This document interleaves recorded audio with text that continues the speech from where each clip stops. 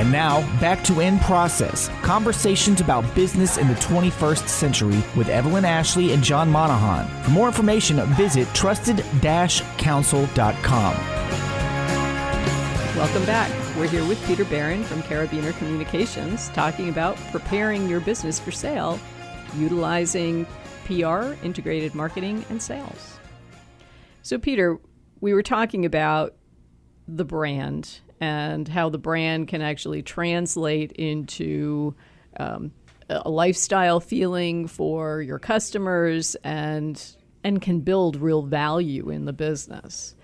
So how does a company actually support that brand promise to its customers?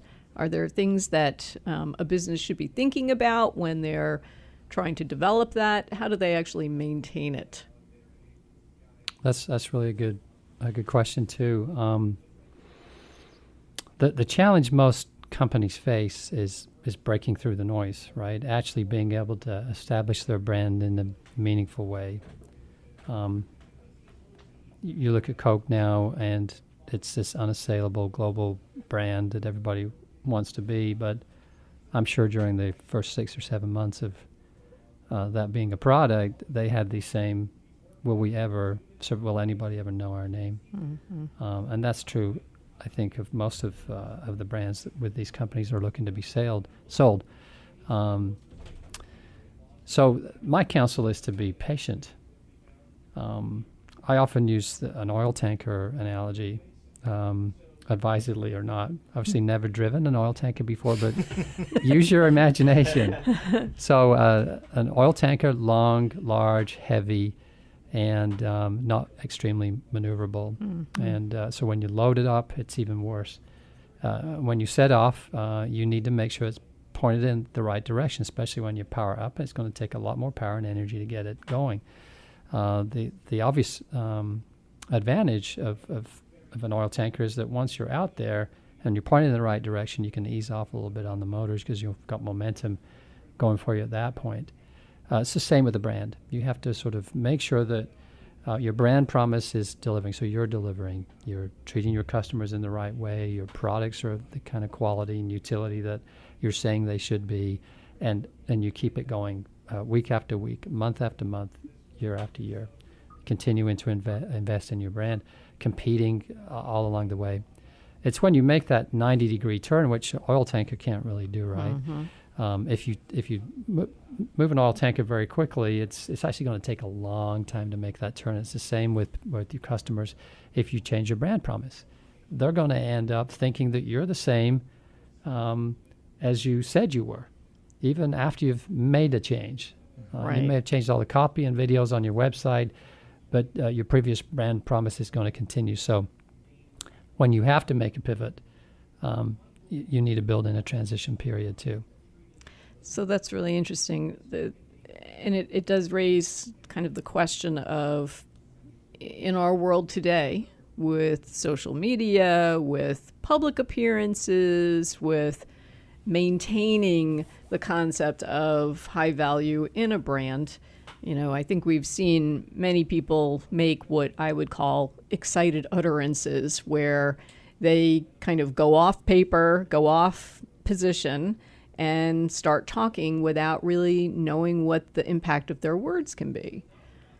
Can a company that has perhaps a what I'd call a rogue spokesman, or perhaps not even delivering the promise that their brand represents, can it recover from that kind of trip?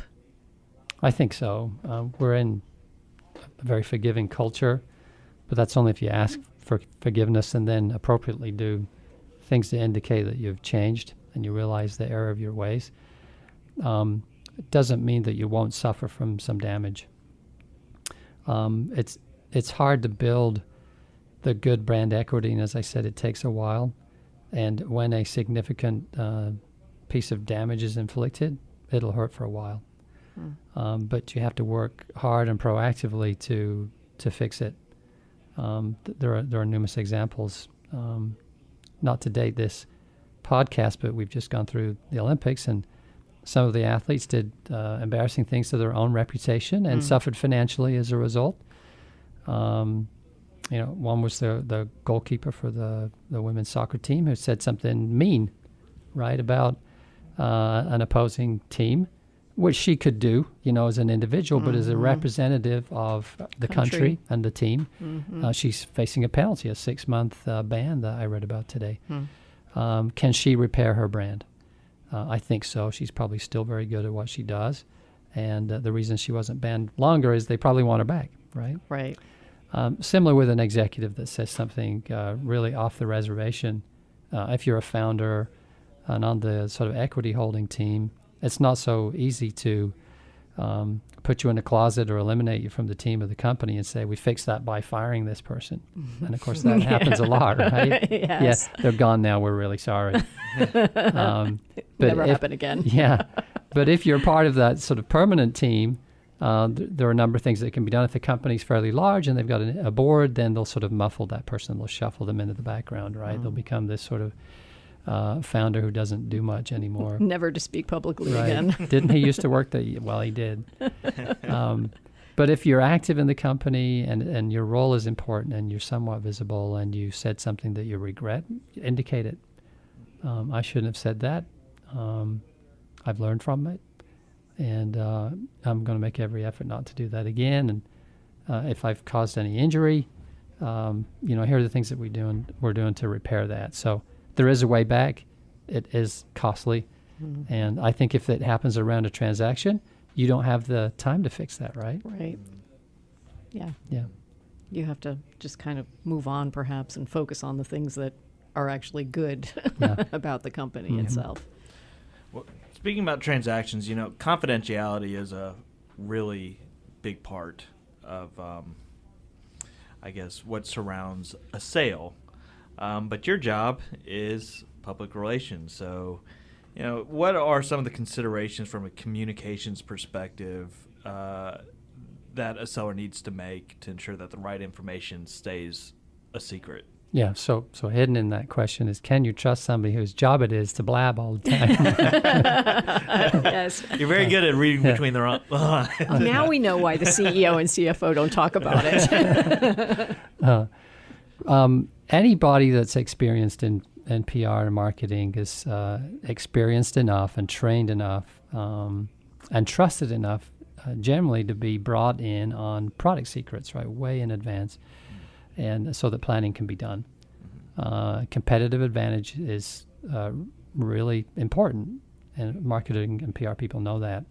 Plus, they're also covered by an employment agreement that has confidentiality clauses in it, and they understand that too. But I think they don't really think that way. Beyond that, they're wanting to do things. Remember I said earlier that they're planners, and they're also creative. So they're used to not saying things until the right time. And so I would counsel a founder to be confident. Perhaps for their own peace of mind, they could reiterate, listen, this information, we're entering a phase now. We need to be more careful. It will be stating the obvious, but they'll feel better for having said it. And then they can bring that team in, as I indicated earlier, instead of leaving them on the bleachers, wondering if they can be trusted. They really can be trusted and can add significant value. In fact, may save you from some problems if they're aware of what's going on. Absolutely. I mean, I think, the balancing act that has to occur is really about making sure that particularly the management, the executive team is on board with where the company's going, because in most transactions, 99% of transactions probably, it's very important to the buyer that that team stay in place, at least for some amount of time on the other side of the deal. Right. So to abruptly, oh, by the way, tomorrow we're being sold, or, oh, good news, today we were sold. Human beings don't generally react well to, really? You show up and there's a note on the door? Yeah, exactly. Yeah. Oh, great. I have a new employer, tomorrow. Yeah. That's tough. The other thing that can happen during that period is companies can go unnecessarily quiet. You're the lawyers and can sort of interpret what really can be happen. But over my experience, of course, there are disclosure requirements if a public company is involved, and all PR people that are experienced will understand that. But if you've established a cadence of communication, which again goes back to the key point that I'm making, is your plan should be ongoing and integrated. You should be investing in your brand as you go forward, generating leads. That doesn't need to be shut off. You can keep that going all the way through your transaction, which if you're doing, it's going to carry you forward, add value to your company, and I think the acquirer will also appreciate that too. Right. And I think that it's just incumbent on owners and team members to be cognizant that the rest of the company actually do watch them. Yeah. And so the way they act, if they change what they're doing, people will get somewhat freaked out by what's going on. There's something wrong. Right. And it can be a very positive experience, but if there's no communication or, kind of no semblance of every day, it can actually create negative reactions and lower value ultimately. Well, and get out immediately. You're familiar with Glassdoor.com. I did some reading on that last night. I recommend listeners go and have a look. But it's where people can comment on their employer. And of course, Twitter is the same place. Need to check that out. Peter, thank you so much. This has been fantastic. We really appreciate your time. To get more information on Carabiner, please go to Carabiner Comms, CARABINERCOMMS.com. And to check us out, please go to trusted-counsel.com. And we'll see you next time.